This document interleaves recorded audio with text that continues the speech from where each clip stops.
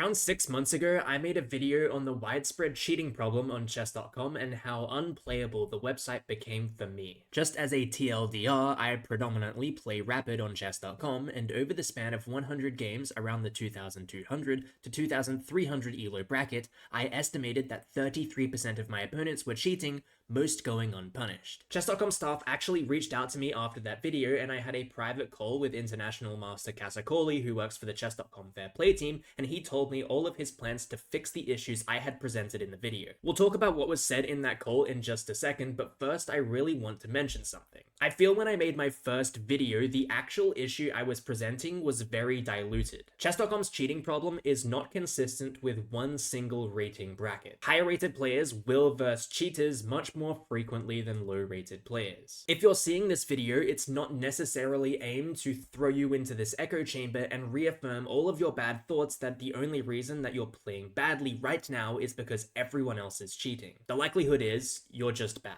And to some extent, all of us are, but this video isn't made to reaffirm your illogical conclusions drawn from games. With all of that being said, let's look at what chess.com have done since my last video was posted. In chess.com's latest state of play in March of 2025, they mentioned that they increased their investments in fair play, but they didn't really tell us what they were going to do. The likelihood is they're just going to make advancements in their anti-cheat technology, and we'll really never know the functionality of that. Chess.com have also launched the beta of their Chess.com Proctor. This is an anti-cheat designed for prized events on Chess.com, but considering most of us don't play prized events like Title Tuesday, this doesn't apply for the regular player. I should mention that what I say next should be taken with a grain of salt. This was on a private, unrecorded call with Casacoli, so I can't really prove that it was said, so you'll just have to take my word for it. Essentially, it was not promised, but heavily suggested that chess.com were going to change the way reports worked on their website.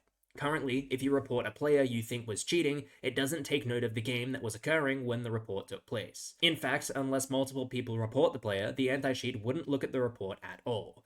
Chess.com requires several players to report an account before their anti-cheat will even process them. The only way around this is if you have direct access to the Fair Play team and can individually report the account and the game they played. For example, Chess.com creators have a server in which they can report their opponents directly with priority. Again, the average player does not have access to this though, but the existence of a priority report will play an interesting role later. So let's imagine that you versed a cheater and reported them. Let's also imagine that several other players reported the player as well, and the anti-cheat finally has a look. The anti-cheat doesn't actually look at the game that you were playing against your opponent when you reported them. It briefly looks at all of the games they played within the last 30 days and then makes a decision. Usually, they're only banned if it's extremely obvious that they were cheating over several games in that 30-day period. This is an insane amount of hoops to jump through just to get a cheater banned on the website. Not only do several players need to report the account, which by the way have to be in a similar time span to each other, but when they do actually report the account and the anti-cheat has a look, it might just miss it anyway. In a call with Casacoli, it was highly suggested to me that chess.com wanted to overhaul their reports system,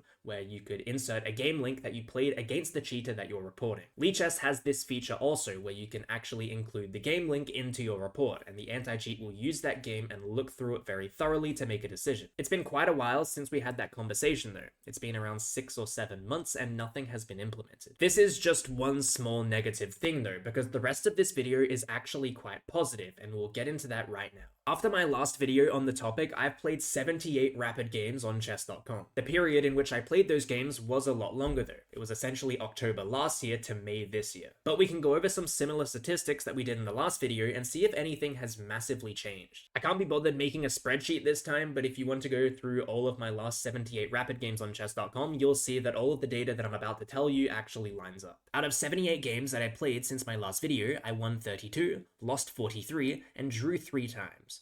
You might think because of that record I lost ELO, but actually my ELO just stayed the same the whole time. 19 out of 78 games had rating refunds. That's 25% of my rapid games that have been against cheaters that chess.com has acknowledged. This is a major improvement on our last report, where only 11% of my opponents had been recognized and banned by chess.com out of what I estimated to be around 33% of my opponents cheating. This highly suggests that my estimate of 33% of my opponents cheating in my last video was actually correct, because chess.com are now recognizing that statistic. I haven't changed ELO, and chess.com hasn't made any major changes to their website website that would suggest this 33% statistic has changed since the last dataset, so we'll assume that it's the same for this one. This means that on chess.com right now, less than 1 in 10 of the players that I verse will cheat and get away with it. This is a massive improvement from my last video where more than 1 in 5 players would cheat on the website and get away with it. Of course, in an ideal world, no players can cheat and get away with it, but this is a massive improvement since my last video. In my last video on this topic, I brought up a game that I played against a certain player that I was 100% sure was cheating, but chess.com wasn't able to determine whether or not they were.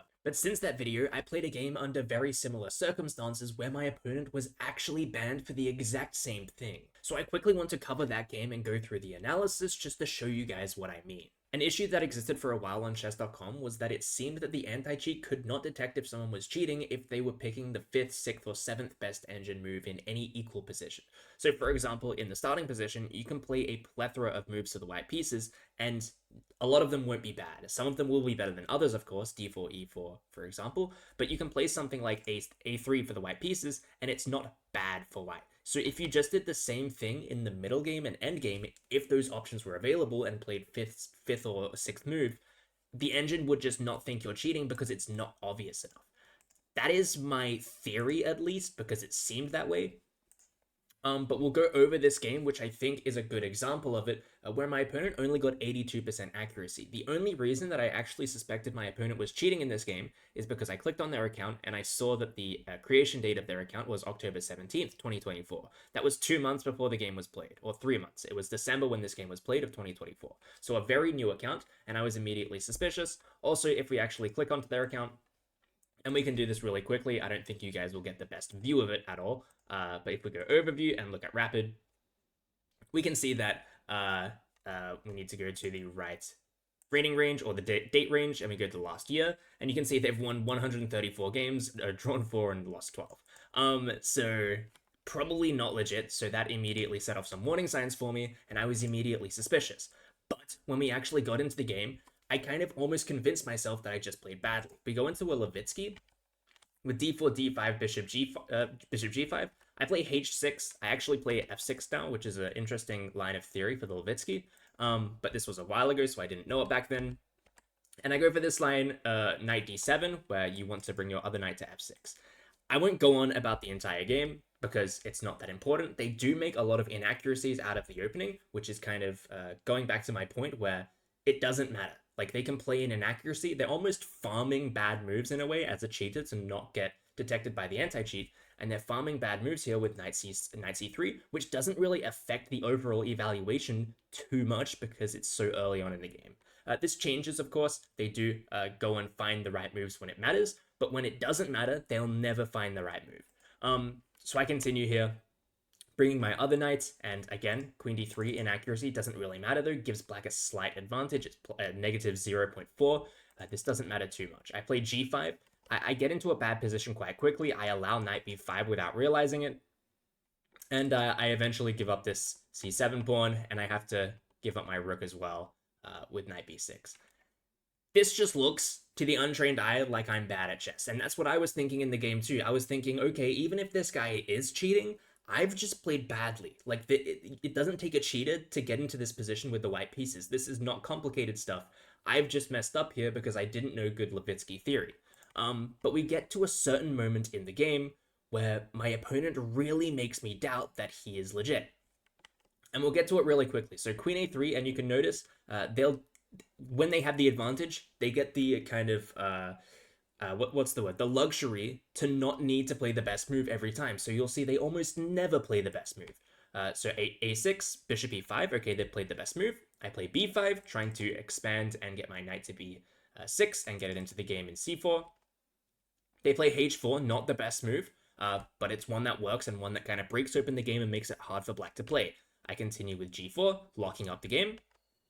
Now they play e3, the best move in the position. It's a great move. I play knight b6, very natural move, going for c4, and they play bishop d3, another natural move. So none of this is too suspicious so far.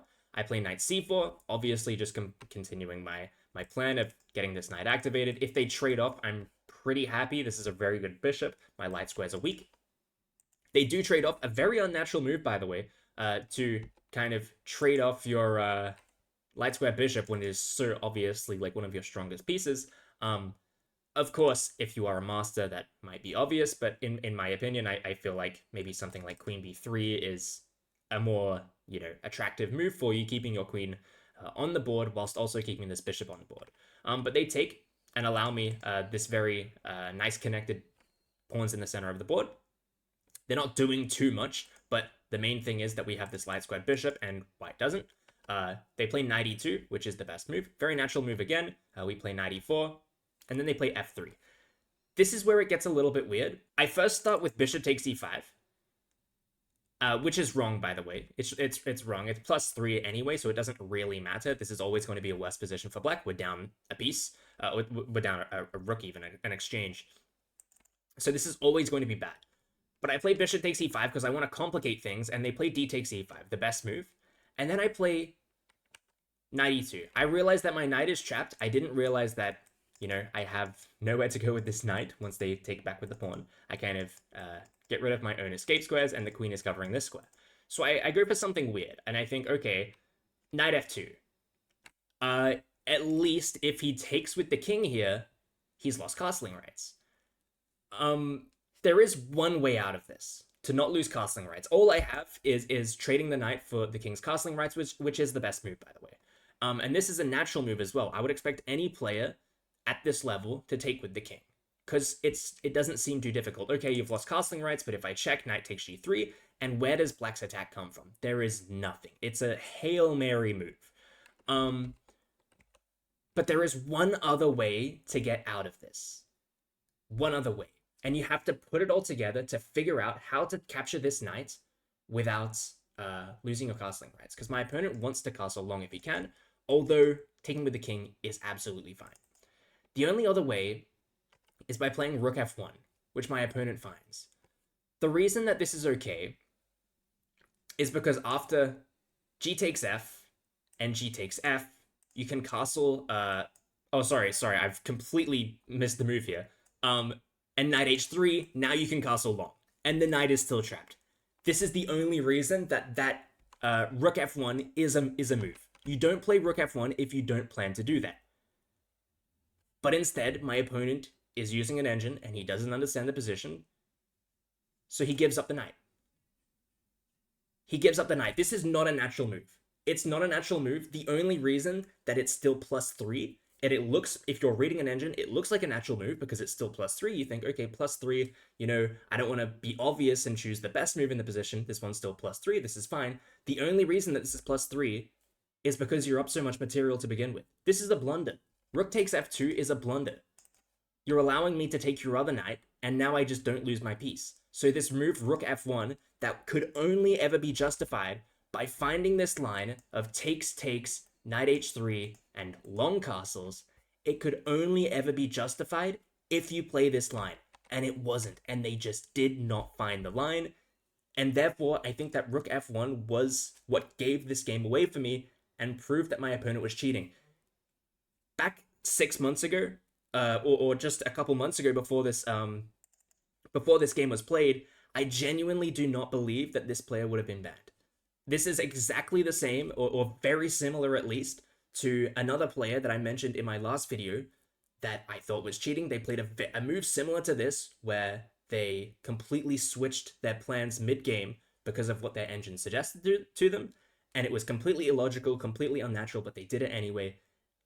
And the engine picks up on this one. It's really nice to see. I don't think chess.com has inserted a line of code to make things like this specifically get caught where they're just unnatural moves, but I think they have clearly given their anti-cheat some more depth so that, this is not a crazy, suspicious game. If you are not looking out for things like this, where this kind of rook f1 move is illogical if you don't find the continuing line, there would be no reason for a human to think this game is suspicious. But it is clear to me that either chess.com has found something about this specific game that has alerted them to the fact that this account was cheating, or they've looked at their account as a whole, they've looked at the win rates, they've looked at everything about the account, and that's why they've banned the account, which in the past wasn't the case at all. I've looked through a few of the games on this account as well. We can go through some of the rapid games that they played, And this is kind of how they play against everyone. So it's not like they played like this against me and then they went ahead and used all the top engine moves against someone else. No, they play like this against virtually everyone. So they lost here with 85% accuracy. They won here with 96. This is a short game though. They won with 89 here. They lost with 86 here. They won with only 84% accuracy, won with only 82, 91. They won with even 76% accuracy here. So this is like how they're playing every game, and I think 6 months ago they would have gotten away with playing like this, but chess.com are clearly taking into account the win rates that, I mean, it's kind of obvious when you look at it, but I don't think chess.com took into account the win rates on a certain account and kind of factored that into when they determined whether or not a player was cheating. And this is kind of the improvement that you get. Someone like this does get banned now on the website, when before they just wouldn't. But the main problem that I have with chess.com still is that even if you get your elo refunded, you don't get the time back that you wasted playing these cheaters. A rapid game takes around 20 minutes to play, and in the last 78 games, I spent 6.3 hours playing cheaters on chess.com. And that's only confirmed cheaters. There were probably quite a few players that were cheating that got away with it that I haven't included into that total. So even though it is really nice to get your rating refunded on chess.com, there has to be some kind of other solution to not verse cheaters in the first place. Well, I think the solution to this problem is actually quite simple. We established in the last video that 60% of cheaters on chess.com are cheating for the second time after their first account got banned.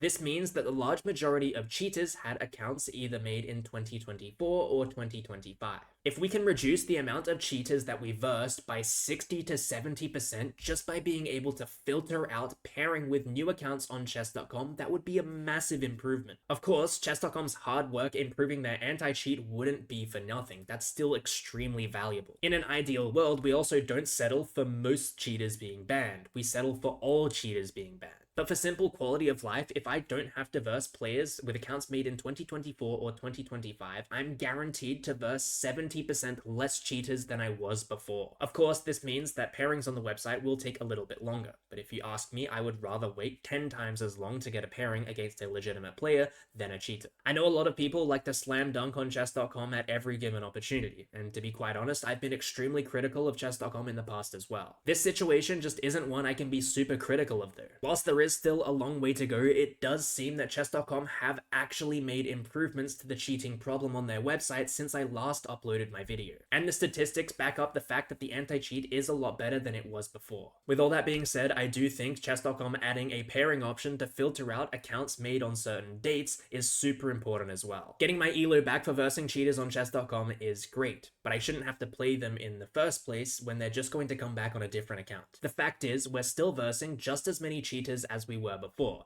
It's just now we're getting refunded for them a lot more often. Before we end the video, I do want to mention that my experiences with cheating on chess.com don't necessarily align with yours. My favorite time control is a very niche section of the overall website's player base. I've never been good at fast time controls, and I probably never will be, so I've always gravitated towards rapid and classical. With this being said, the cheating problem in the blitz pool or the bullet pool is not something I can speak on its behalf because I don't play there as a top player. If any other creators are having similar problems in those two time controls, I highly recommend you make a video for it because you're probably going to be speaking out and giving a voice to a lot of people that would otherwise be unheard. But considering I don't play blitz or bullet at a very high level, it doesn't make sense for me to be that person. I still really would like to see chess.com make a whole lot more progress in this area and make some new additions to chess.com that would give it a better quality of life. Because in the ideal world, we don't verse cheaters at all, let alone get our rating refunded. Let me know what you guys think in the comments below and feel free to share your experiences as well. But apart from that, I hope you all enjoyed the video and I'll see you guys in the next one.